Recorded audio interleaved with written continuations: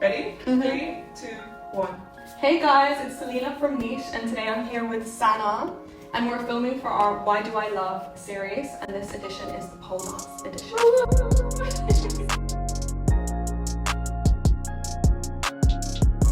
So we have some questions because I want to find out a bit more about pole. I want to get to know Sanna a bit more.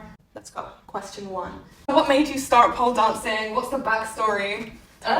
Yeah, so I literally was always active as a kid, so whether it was like athletics or dancing and stuff like that. In my later years, I wanted to get back into moving and stuff, but I didn't want the sort of rigorous fitness of like going to the gym and working out. I wanted something more dancey. And so I found pole, and there was like this perfect balance between like dancing but also like strength training too. And Yeah, that was of course. awesome.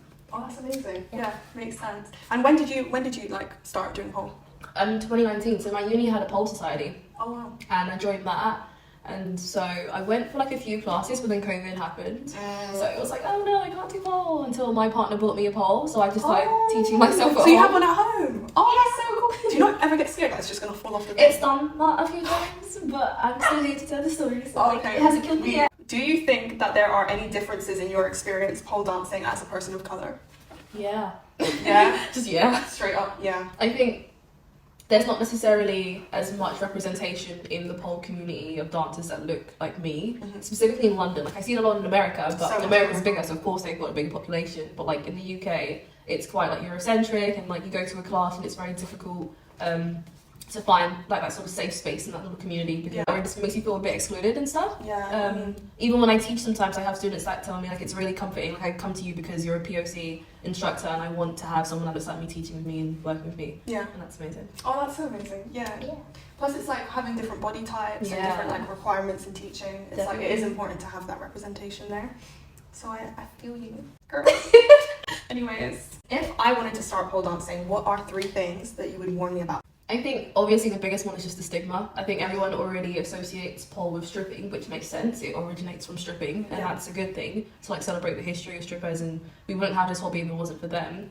But we still do live in quite like a society where people with religious backgrounds or that connotation makes people sort of see you of like they sexualize you too much, or they won't respect you or see you as valuable because you are like promiscuous or showing your body. And that's probably the biggest one. Yeah. Women aren't allowed to enjoy their bodies, so thanks society, thanks patriarchy, you ate with that one. Another one is bruising.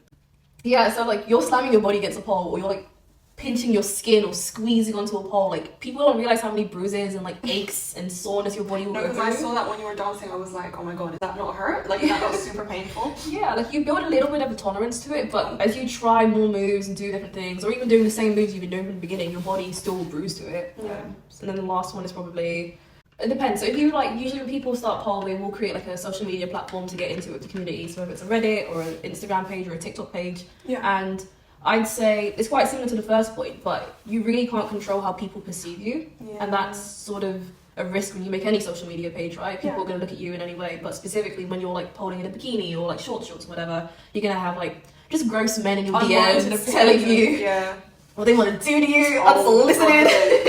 Gonna receive a few pictures you don't want to see and all that kind of stuff, which is, that's not nice, so beware.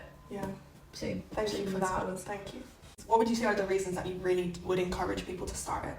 I would just start off with like, as a woman in society, you don't get to enjoy your body. Like there's always some sort of mold or something telling you like you have to be this way, you have to look like this, you have to have these lips or this BBL shaped body or something like that. And you never just get to stand in front of a mirror and just enjoy what your body looks like, what your body does. And I think it's such an empowering sort of industry when it's not being exploitative. Like you really just get to chill, move around your body, learn how your body is. And I think in terms of like self-esteem, being able to just see myself in a bikini so much and seeing how much I can do, how much I can't do, learning myself, it's like wow, I'm actually that bitch. Wow. No, it is wow, I'll tell you that. 100%.